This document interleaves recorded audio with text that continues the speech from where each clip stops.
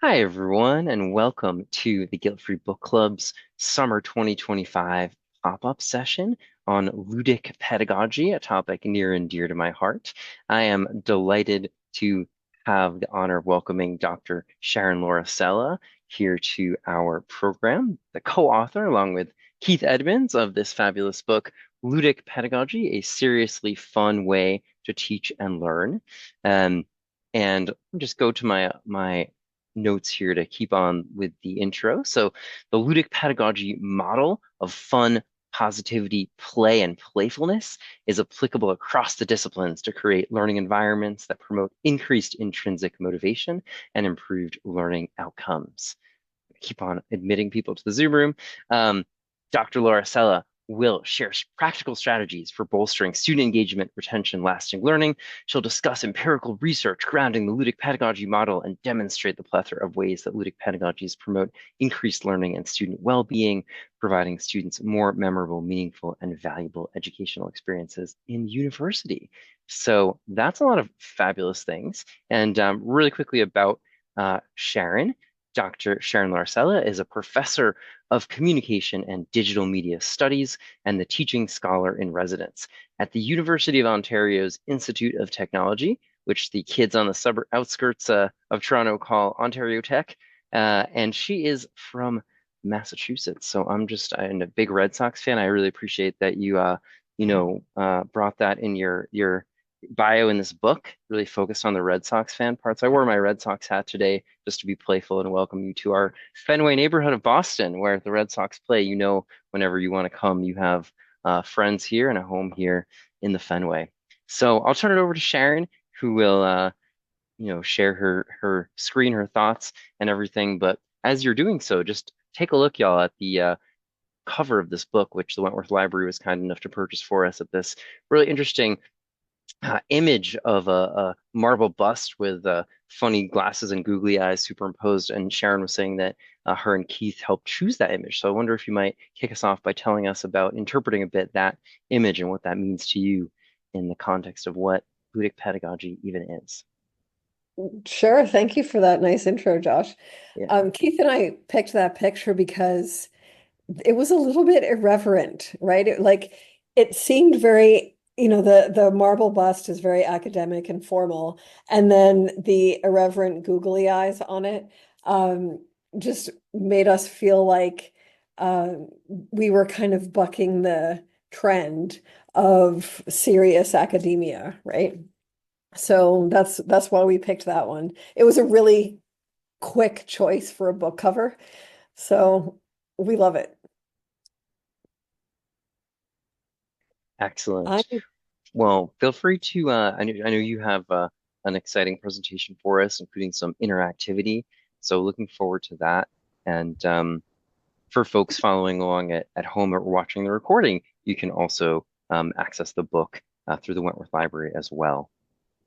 Yeah, go for it. Awesome. So you can see my screen okay. I had a little We trouble can, yeah.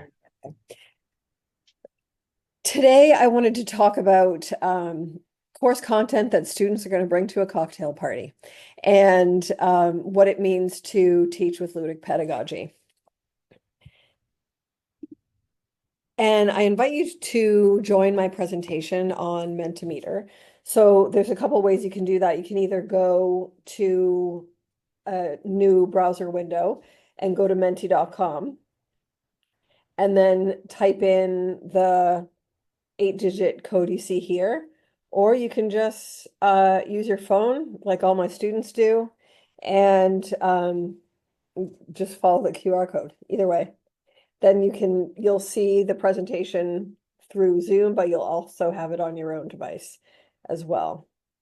Thank you, people who are giving me the thumbs up that you're here. If your phone or your tablet goes black in the meanwhile, these numbers are going to be at the top of every slide that I have. So if your phone turns off or whatever, you won't get lost. You can just reload it with these numbers at the top of every screen. So I'll tell you a little bit about myself. Um, Most importantly, I'm from Boston. and I'm a very proud Bostonian. I did my undergraduate at Wheaton College in Norton, Massachusetts. And then I went to Cambridge University in England, not the Cambridge in Massachusetts, but I did that later.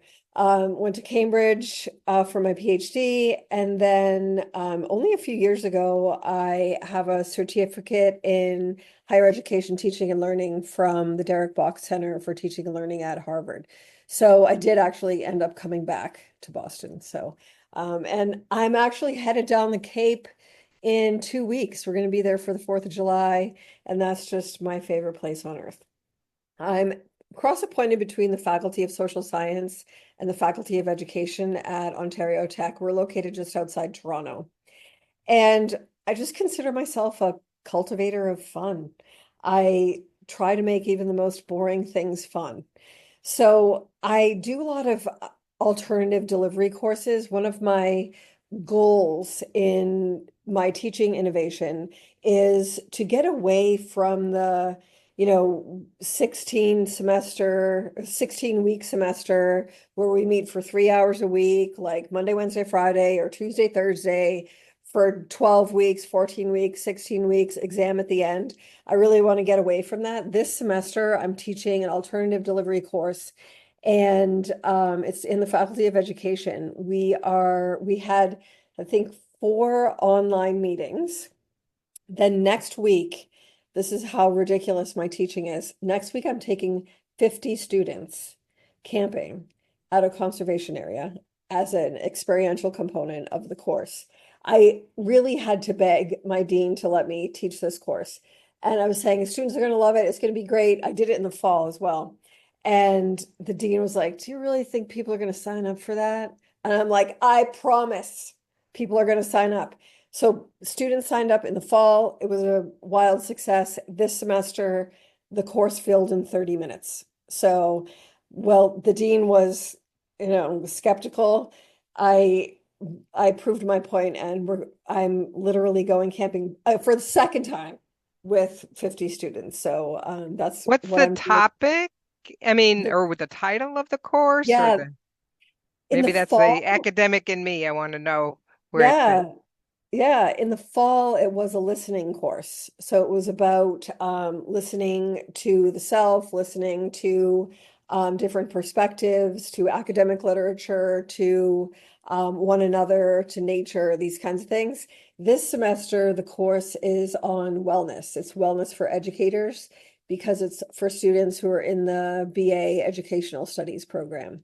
So we're doing outdoor activities, we're doing meditation, forest bathing, hiking, stuff like that. So it's going to be really super good. But thank you for asking that. And the objectives for today is just like Jay-Z says, higher education has 99 problems. Like there's more like 99,000 problems. We can talk about AI, we can talk about funding, we can talk about the new FAFSA and all of that sort of thing. But I am going to present to you 3 questions that can potentially solve some of your woes in academia. And then I'll share the Ludic Pedagogy model. We'll do some Ludic Pedagogy stuff, and then I'll share the model with you too. So the first thing I want to do today is ask you initially, what part of teaching do you dislike? I was going to put hate there, but I thought that was a little too strong.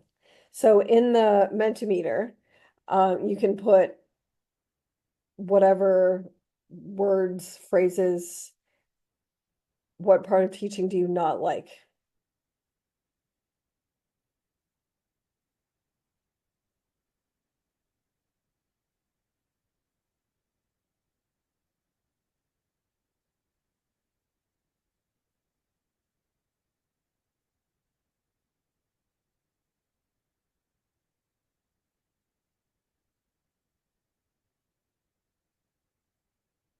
Hey, lots of grades.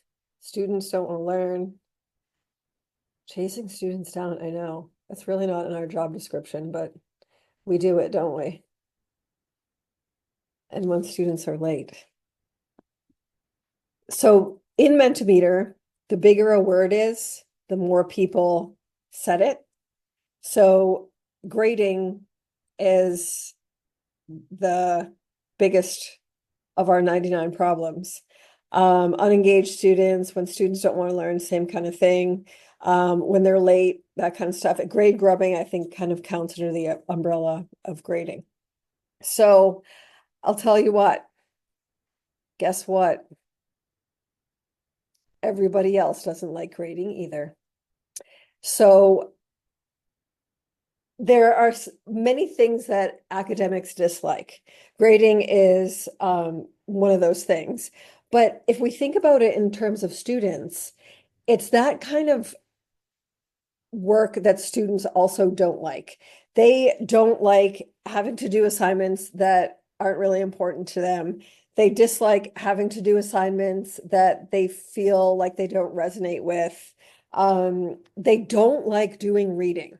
Students don't very often don't do the reading, and I have a few ways around that. One of which came out of the Boston area. I use perusal a lot, and students just are digging it. Perusal is just amazing. I've been using it for years, and they actually do the reading. It's magical.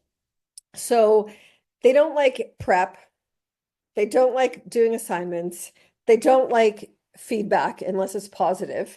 They don't like doing the prep, doing the reading, that kind of stuff.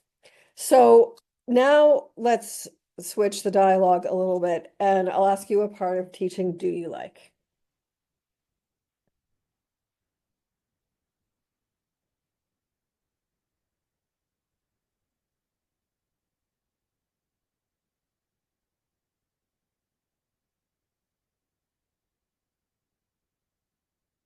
Yeah, the aha, that's cool. Oh, same thing. When students get it. Light bulb moments, same type of thing. The aha, yeah. When students ask good questions, awesome. Lots about connection here. So students that kind of, we like people. We like when we connect with people, when we have that authentic kind of connection. We also love when students understand something that we're trying to express, right? Or trying to teach them. So this is kind of how I felt when I first um, started teaching. You're supposed to be doing.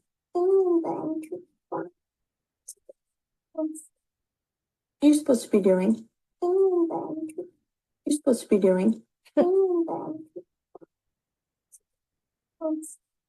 So she says she's supposed to be cleaning, and you can fill in whatever you want for that. Doing the reading, doing the assignment, prepping our courses, anything like that. But she says she's too fun to do boring stuff. I am too fun to do boring stuff. I don't want to do boring stuff. All of you are here to learn about fun and to talk about fun, or at least think about fun in higher education. You're all too fun to do boring stuff too. That's why we're all together in the same room. So this is where we're headed for the next little while. So we've got 99 problems in higher ed. Let's talk about a few of them. Lack of engagement. This is like all the rage with the Chronicle. I both love and hate the Chronicle, but the Chronicle is doing all these series on lack of engagement, student engagement, stuff like that. So, that's a big buzzword really in higher education right now. A lot of times students don't do the work. They don't do the reading. They do the assignment late or these kinds of things. It means not submitting assignments, not showing up to class, maybe whether or even if it's online, started turning their camera off, not really being engaged, not engaging with the Mentimeter even. And for some students, it's just not a priority. I teach at a primarily commuter school, and I would say 99.9% of my students work outside of being a full-time student.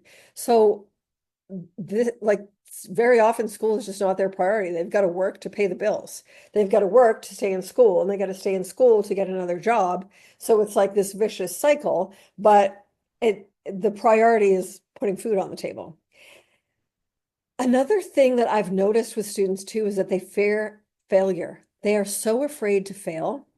And part of why they're afraid to fail is because our grading system is focused on assessing students and then including all of that assessment. Let's say there's a scaffolded assignment or a particular unit of study and students don't get it, they don't understand. And then finally at the end, they completely get it. They have that aha moment, the light bulb goes off, they write an amazing final project. But usually in higher education, everything that leads up to that aha moment also counts in their grade. So they're inauthentically penalized for not knowing stuff and then later being able to figure it out. So that's why they fear failure, because they want to graduate summa cum laude, or they want to go to grad school, or they think a high GPA is going to get them a better job. So there's this notion of needing to always succeed and that failure is bad. A lot of students lack confidence, and that's kind of connected to fear of failure. And sometimes students just don't see the purpose in what the assignment is, what they're asked to do. They don't connect the reading to the in-class activities. And let's face it, a lot of students are in it just for the grade. They just want to get the paper. They want to graduate. They want to get their job, and they want to get through it. They want to do the prerequisites, get into a more advanced course, and then finish. So, like, what do we do? If you haven't seen Schitt's Creek, you really should. It was filmed very, very close to where our university is, just outside Toronto. So we need to maintain our standards. We need to have expectations of our students, right? Like, we can't just push everybody through and say, like, yeah, you passed. We need to have particular expectations and standards in our courses. And we have learning objectives in our programs, in our courses, in each assignment. We articulate our learning objectives. So let's talk about motivation. You can put this in the Mentimeter. What do you think motivates students?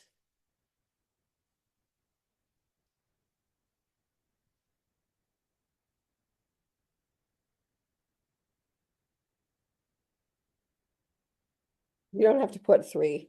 You can put even just like 1 or 2. Yeah, grades and competition. Ooh, I love that curiosity for sure. And when they see a purpose in learning, long-term goals, perfect. Extra credit. Oh my gosh. I feel that. I get asked that every single semester. I'm like, dude, the syllabus outlined everything in August. And then they're asking for extra credit in December. Yeah, meaning, relevance, purpose, these kinds of things, but also grades and competition. So we're seeing both sides of motivation here, of the things like grades, competing with their colleagues, but also like the deeper meaning of learning, which is what we really want. Like, that's the direction we want to go to. So in terms of motivation, there's extrinsic motivation. We're educators, we know about this. Extrinsic motivation is grades, the competition that we mentioned in the last slide, competition with peers, getting a job. Those are all extrinsic motivators. The intrinsic motivators are what the other side of the coin that people had mentioned, satisfying their curiosity, finding purpose in their learning, finding deeper meaning. Those kinds of things are intrinsic. Like, students very often, a lot of universities have policies where students cannot be given a grade for attendance. So they've got to be intrinsically motivated to show up to class, right? They might be extrinsically motivated because they learn the stuff to get a good mark on the final exam or something. So, oops, sorry. Keith Keith Edmonds and I wrote the book Ludic Pedagogy, a seriously fun way to teach and learn. And in this book, we argue that fun is the greatest motivator for students. Fun being satisfying curiosity. Fun is finding meaning, finding purpose, these kinds of things. But even though fun is the greatest motivator, that does not mean that education is all fun and games. It certainly is not. It's a lot of hard work. So initially, let's think about the concept of hard fun. Julia Child. We all know Julia Child. She's like a hero. She loved what she was doing. She was so funny. Her passion was infectious. But French cooking is not very easy. It's kind of hard. You got to balance all the flavors and put things in and out of the oven, and it's kind of fussy, but it can be fun. It can be satisfying, right? So she was silly and unfiltered and kind of clumsy, but her passion was infectious. And it was hard fun for her. It's hard fun for people who want to be like Julia Child, right? Like you want to take up French cooking. Like that's kind of like taking up the French horn. Like that's not easy. It's hard fun. So let's think for a minute. What other things are hard but also fun? What do you maybe do or think about that's hard fun?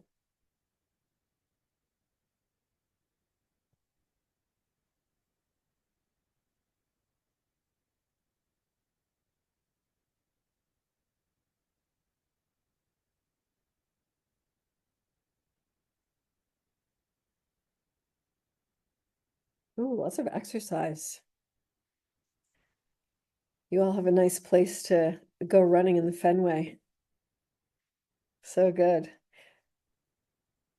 Yeah, research, gamified assignments, um, data to test a hypothesis. Ooh, someone's a scientist. Physics, totally competitive sports. These are things that are hard, but also fun. Board games. Yeah, like Monopoly is not simple. Like you've got to play that for a little while to figure it out. And you can't be like 3 and play Monopoly. Like this is a mature game. Oh, parenting. Yes, parenting is hard, but it's very rewarding. It is very fun. So reading a long book, someone said running, exercise sports, and then someone's a marathon runner. I'm very impressed. I'm going to run my first 10K in 20 years on a week Sunday. Oh, learning a new language. Yes. Awesome. Hard fun. That's a perfect example. I love it. Okay, so these are yeah, creative things. Creative things are cognitively challenging, but they're also rewarding and fun. So all of these things, definitely, they're all perfect. So we want learning to be challenging. We want our students to be lifelong learners.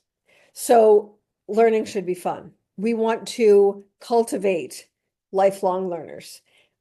Learning cannot be boring. It's got to be engaging in order for students to finish university and say, I'm going to read for pleasure now, or I'm going to take an extra course, or I'm going to go to grad school. God forbid they want to do a PhD. So that's, all we want learning to be fun. We want to cultivate that. So let's think about what assignments you hated as an undergraduate. What did you hate doing?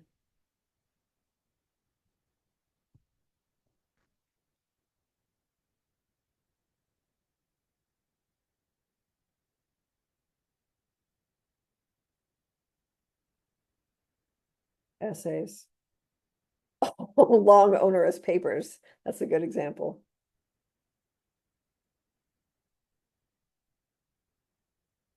And then here we are, all academics.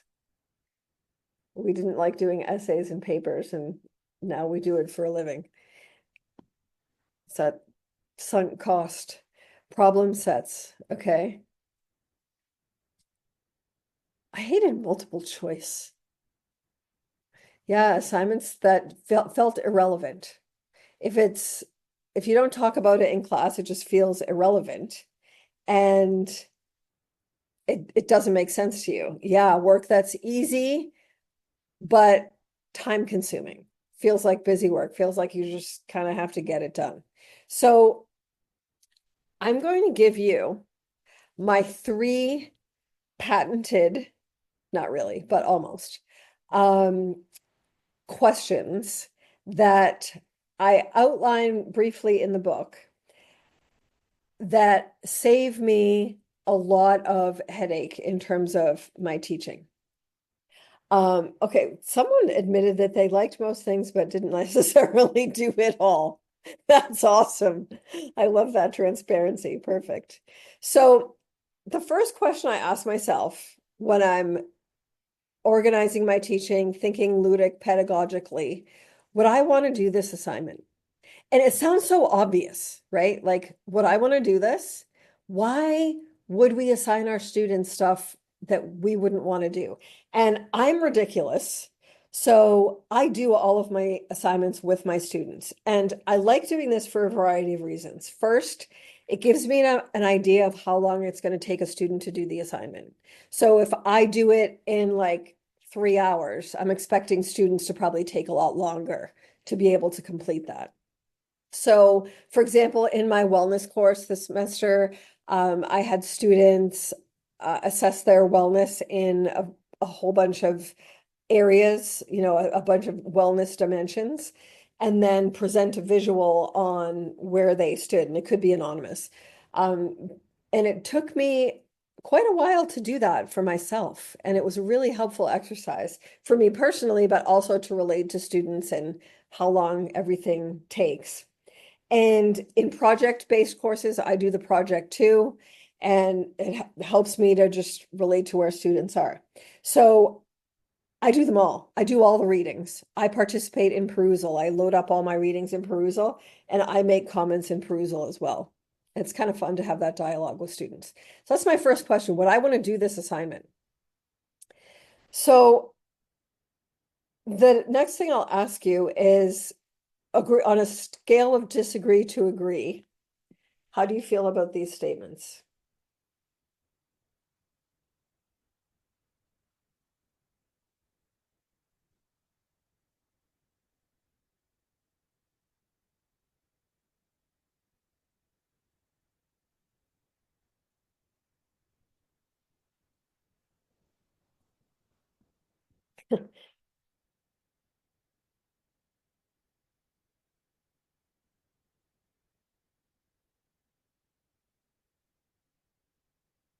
So good when students like doing assignments.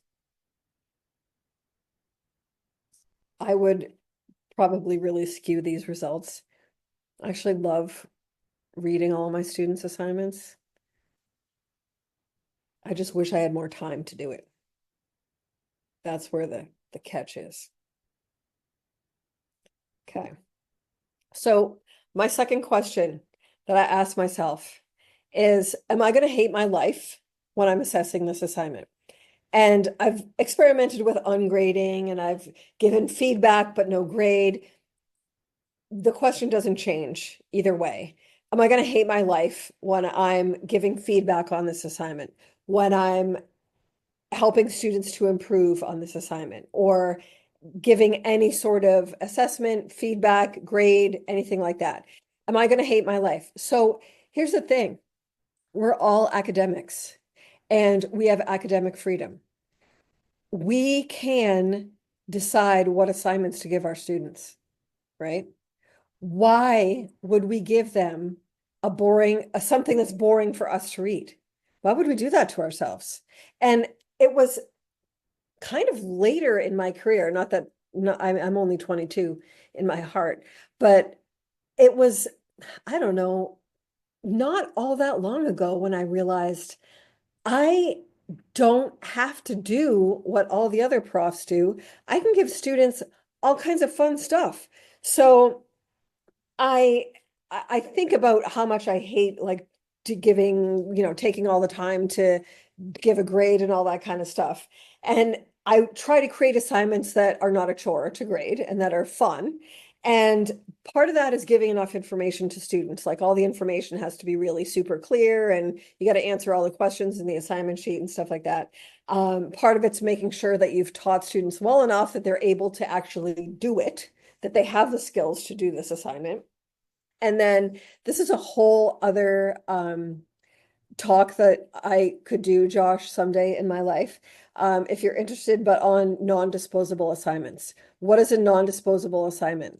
Most assignments that we give students are assignments that only the instructor or the TA and the student ever see, and then it dies a sad and lonely death in the course learning management system. It like shrivels up and dies in Canvas, and that's super sad. So I have my students do projects, or I let them do whatever they want. It could be a podcast or a flyer or these kinds of things that they can then add to their portfolio when they go to apply for a job. So a non-disposable assignment is key there in giving students that relevance. Like, how does this apply to the course? But how does this apply to my life outside of university? How can I use this to my advantage, right? Rather than just giving the university money, they got to get something else out of it. Put it on your digital portfolio. Show it when you go for a job interview. Put it on social media, stuff like that. I try to make sure that all my assignments are non-disposable. And now I'm curious, do you talk about your discipline or your job with your friends or family?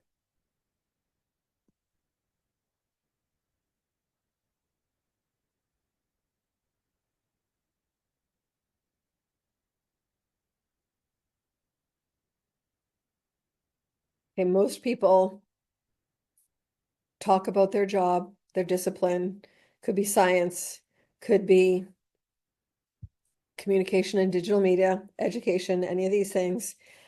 We very often talk about our jobs with people.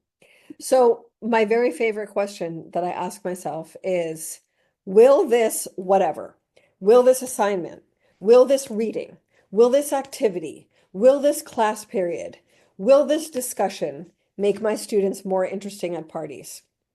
And I think this is the most important of the three questions, the party test, I call it. Will students be able to, in other words, take this course content, understand it well enough to articulate it to somebody else in another situation? So let's have like a loose definition of party. Party could include like Thanksgiving. Party could include family barbecue on the 4th of July, something like that. So it doesn't necessarily have to be a nightclub. So will this make my students more interesting at parties means, have I taught it in a way, and do students have the ability to understand and connect it to their personal life? Will they be able to articulate it to someone that they think is cool, that they want to be friends with, that they might want to date? Can they understand it well enough to articulate that? So I feel like this is my golden question, right? And people say like, okay, well, Sharon, you teach communication and digital media. That's easy for you, right? So I teach about social media, I teach about news, AI, communication ethics, that kind of stuff. That's pretty easy for people to apply to their own Instagram life, right? So someone will inevitably say, well, I teach molecular biology, or I teach calculus. How can I do this party test, right? Like my students are not going to be talking about whatever calculus people talk about at a party. And I agree. That's probably going to be a buzzkill. So I think the party test for disciplines like that or lessons like that is more about a way of thinking. What is the way you solve a problem? How do you solve this calculus problem? How do you approach a challenge like that? How do you think? How do you think critically? How do you come to a difficult problem with the way of thinking that a calculus person does? That person is not me, so I can't articulate that. But it is a certain way of thinking. So how does this translate? Molecular biology, same kind of thing. Like, how do you approach solving a, a laboratory problem? Or how do you investigate something? How does that curiosity come into your way of being, right? That embodying that curious way of being, that's the party test, right? So I think about like the takeaway in each of my classes. Uh, the course as a whole, the class, Monday, Wednesday, Friday, that specific lesson, that specific reading, whatever it is, what are students going to take away? What is that in one sentence? What is that in a paragraph kind of thing? So in terms of the model of ludic pedagogy, my colleague Keith and I created this model of ludic pedagogy where fun is the motivator, right? And that's kind of the broad concept of fun. And we started, the way we met is actually quite fascinating. We met on Twitter. He lives in Manitoba. We've only ever met in real life like 6 times or something. And we've already written a book and 2 more halves of other books. So it was during the pandemic, and Keith made a tweet that said everyone was talking about, emergency remote teaching and that horrible part of our lives. And, how to use this and how to use that tool and how to do this and that. And Keith tweeted out, how has anyone thought about how fun any of this is going to be, like using Zoom and so on and so forth. And before Twitter died, it's very sad and tragic death. I had like 50,000 Twitter followers, and so I picked up his tweet and amplified that, and it was so important. And then 2 years later, Keith and I had written a book about fun. So that is a fun story about how we started talking about fun. And fun is supported by a variety or 3 pillars. Play. Play is the activity. It's what we do. It's what we do with our students. We play with lab equipment. Well, not play, but we use it, right? We play with problems. We play with new ideas. So that's the activity. And playfulness is the attitude. Playfulness is how we approach these things. And again, people will say like, okay, well, playfulness is fine if you're talking about, memes on Instagram or like silly dances on TikTok or something like that. What about like the serious stuff we talk about, like, I don't know, very serious, sad things like the Holocaust or really hard things like calculus? Well, the playfulness means curiosity. How can we come at these difficult problems in history or in our culture? Things like misogyny, racism, stuff like that. Like, that's not playful, but a curious spirit, a spirit in which we want to solve problems and analyze them is that notion of playfulness, like the approach of curiosity. And positivity is the affect. It's how students and faculty feel changed before, during, and after implementing ludic pedagogy. So all of these elements interact. And I mean, you could say, well, none of them could exist without the other. But in each lesson or class period, I don't need to implement all 4 of these. I can just do play. That doesn't, some students will find an activity fun, some students won't, right? Like some people think skydiving is fun and some people don't. So not everyone is going to have the same idea of fun, but if I mix it up in every class period, then, by and large, people are going to be happy. So this is our Ludic Pedagogy model. And this book was published in 2023. And in this book, we outline lots of more fun things to do in class. And we're currently under contract with Peter Lang to do a workbook that will be an accompaniment to this book. So how to change your teaching, questions to ask yourself, how to remodel your classes, how to remodel your syllabus. And we also have an edited volume in press as well of original teaching activities that are in the spirit of Ludic pedagogy. So this is where you can find me. This is my email address. You can feel free to email me.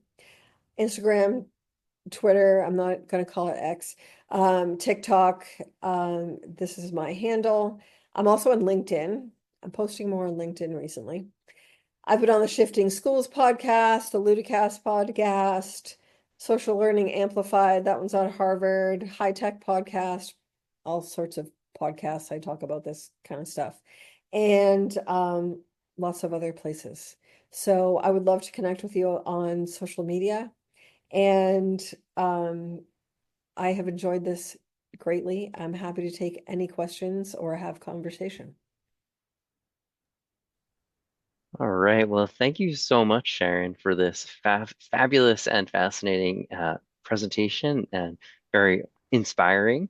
And I'll definitely um, open it up to our audience in a sec for any questions you all have. Feel free to either unmute at that time or put questions in the chat. We can do it that way, but I'll lead off the question with one of my own, which is that this morning I actually had the pleasure of looking out our beautiful window here on the Wentworth Quad and seeing all sorts of fun and games happening because it is Wentworth New Student Orientation, and there were many groups of circles of students playing all sorts of games, some of which I was able to recognize just from, from the third floor up here, including one of my personal favorites called Biggest Fan, where some of you might have played, where it's a game of rock, paper, scissors between two students, and then whoever wins becomes that other student's biggest fan until there's, one winner and everyone's cheering for them. So it's kind of a fun icebreaker team building activity that in some of my, work with faculty in different disciplines, we've had the occasion to bring that in and, into the classroom as both as an icebreaker, but also as a content kind of warm up. And it's been really interesting to see what connections students are able to make between the activity itself, the embodied activity of doing this game, and seeing these groups of two become four, become eight, become the whole group. And chemistry, for example, and asking the students, what does that have to do with chemistry? All sorts of interesting ideas about molecules combining. We did it in an entrepreneurship class. What does it have to do with entrepreneurship? All sorts of interesting ideas about collaboration in business and negotiation, all sorts of things.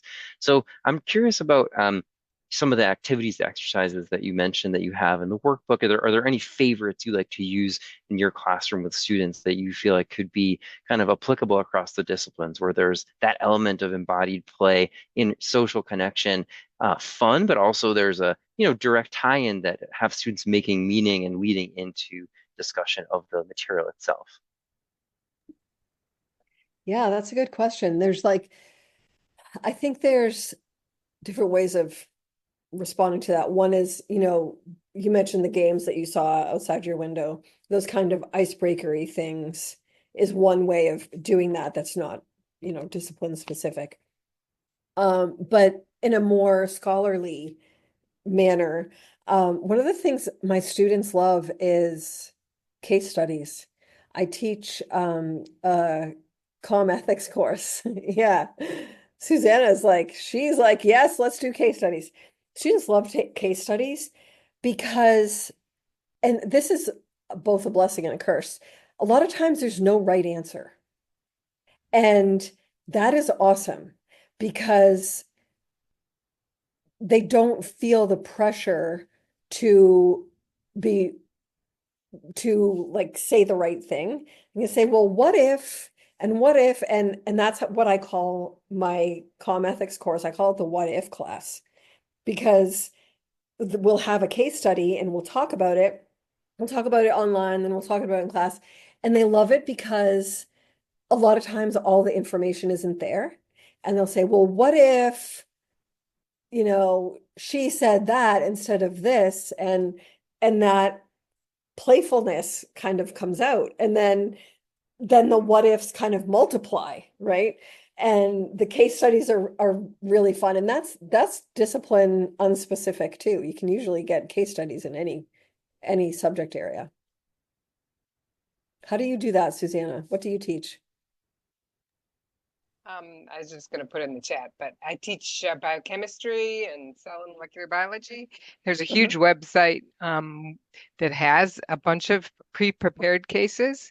I like them because they allow the students to apply what I'm talking about in the lecture into real life. So I've done a trial where they had to take the techniques and teach each other the techniques, and then they had to apply them, interpret data.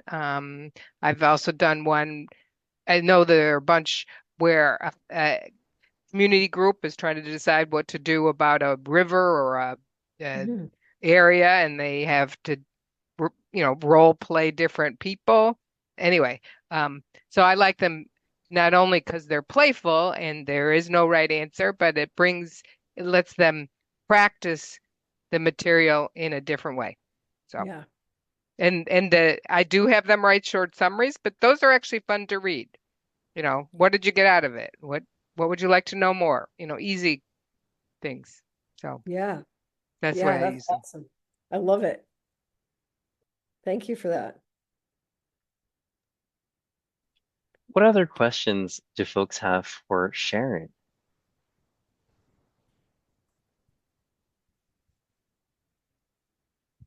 Well, I'll do another one, and then feel free to jump in at any point if you'd like. So I was thinking I love this idea, sharing of non-disposable assignments, and it really connects to me to the what I've heard a lot about described as authentic assessment, assessment strategies that are really connected to real-world endeavors and activities that then, as you said, students could add to their portfolio as a work sample, talk about in a job interview, all that. And I was actually just reading a really great article this morning. Thanks for coming, Jeremy. A great article this morning that I'll put a link to in the chat, also about kind of AI resilient type assessments. And I think that there's a lot of crossover or parallels between this type of non-disposable assignment, authentic assessment, and AI resilient assignments. And one of the things the author was talking about is actually having the students go out into the community and talk to a small business, a nonprofit organization, whatever it might be, and actually have the assignment of doing something for them. Maybe it's a PR campaign, a user experience design, a risk management strategy. It could apply in a lot of different disciplines, maybe in an environmental one that Susanna was talking about, environmental impacts or whatever it might be. And then having them really, really get into that. It seems to me that that would align really well with ludic pedagogy, not in that it would be like fun and games like the previous example, but it would be kind of playful in that really digging deep with curiosity. So how have you done that, or have you seen that done in your classroom, the professors you've talked to? How are folks integrating those non-disposable assignments into their work in ways that are creative and also AI resilient? Yes, I love that. The last semester I taught a course, a fourth year course, and did almost exactly like what you described. There's an organization in our city called Teaching City, and they're responsible for helping professors to integrate the city into courses that we teach.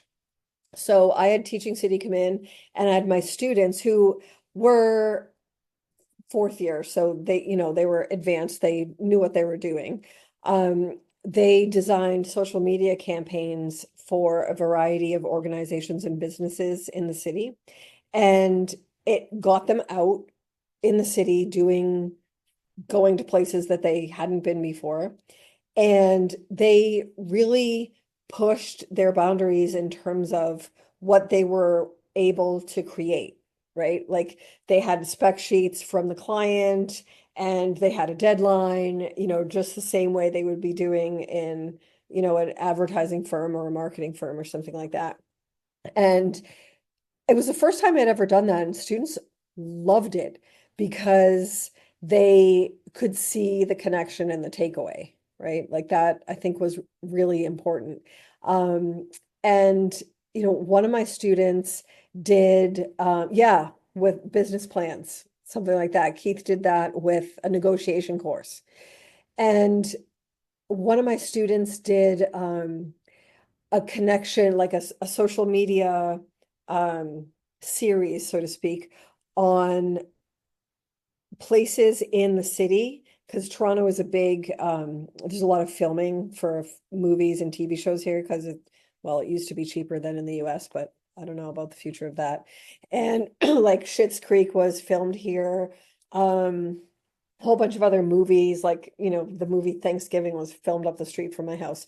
So what she did was she took the clips from the movies and then went to that actual place and filmed it there, and then did a mashup for social media on for the city on, like, these are the cool places in our city where actual TV shows and films um have been filmed.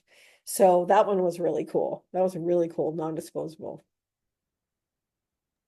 Awesome. That's a great example. I'm gonna have Jeffrey's question be the last one, but I'll ask it in a sec. I'm just gonna put in the chat a link to the article that I just referenced, and I'm gonna put in the chat a link to one other resource, which is Tilt Higher Ed, Teaching and Learning, Transparency in Learning and Teaching in Higher Ed, and that model really dovetails with what I think Sharon has been talking about with transparency and making the purpose, task, criteria of the assignment clear, but in the Ludic pedagogy model, it's also kind of done in a way that's fun, playful, and engaging, in addition to just kind of, dry, as it were. But Jeffrey has a great question, who teaches architecture studio and loves giving students these types of questions that don't have one clear answer, that you could approach them in a lot of different ways, you could solve them in a lot of different ways, but students find that blank page to be intimidating. So how could we make that more fun and more playful for students rather than being I'll put the link for that also in a sec, Jeffrey,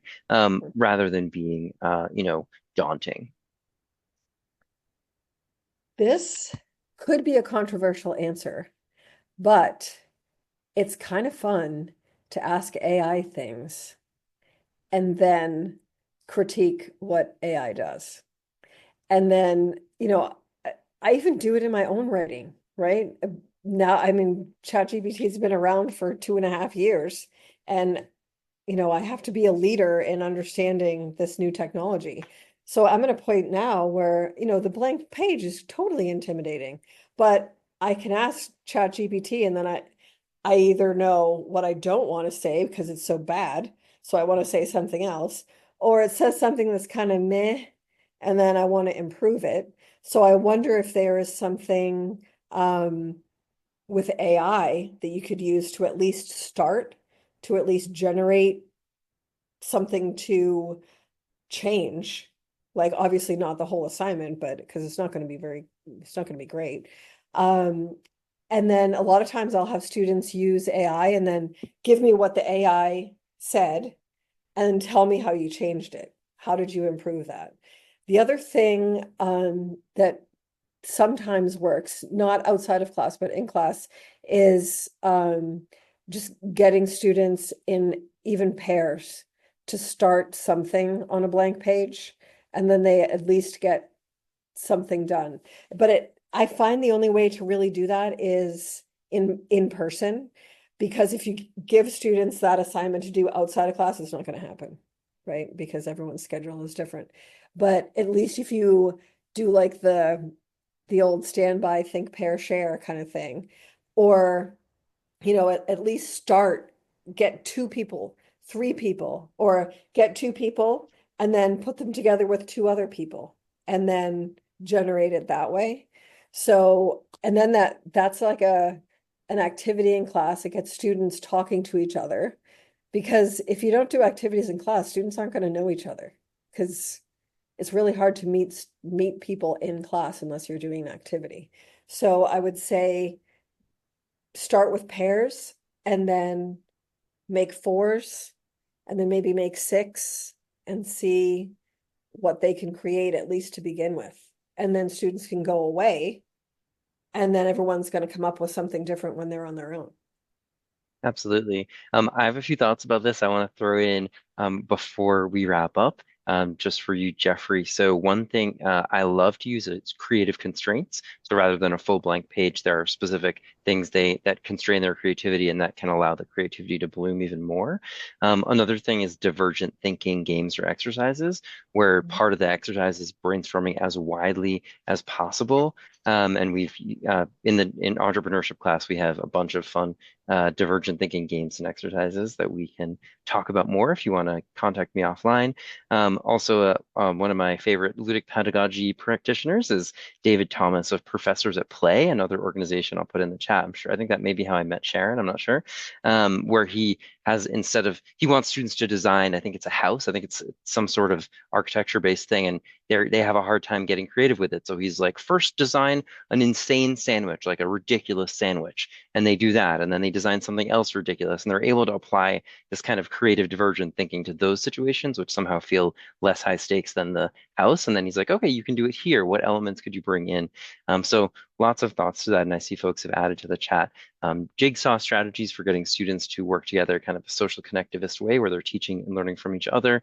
And of course, that famous yes and improv strategy. And I put the link to Perusall in the chat as well. That social annotation tool is built to actually integrate into our Brightspace learning management system here at Wentworth. And of course, Alicia, who is our new director here at Atlas, is putting in the chat also a little pitch for reach out to us, teach@wit.edu. We are always happy to brainstorm fun ideas, ways to make your teaching more ludic, from, in any discipline where, you bring the content, we bring the form, and we can make beautiful art together. So with that, I know we're at time, but Sharon, do you have any last words, any final wisdom you want to leave us with? I just want to thank everybody for showing up on a Thursday lunchtime. It's the time of year where most people are beginning to check out. So I really appreciate that people showed up and engaged and participated in the Mentimeter and the chat. It's a really lovely group. Yeah, thank you so much also for making this great, fun, interactive presentation, for joining us, and for, being a Red Sox fan, even though you live in Toronto now. So come visit us at Wentworth. We'd love to have you, and look forward to hearing about it when your next book gets published and having you Yeah, back. So thanks again, and be thank well. you. Bye, Thank you. everyone. Thank you so much.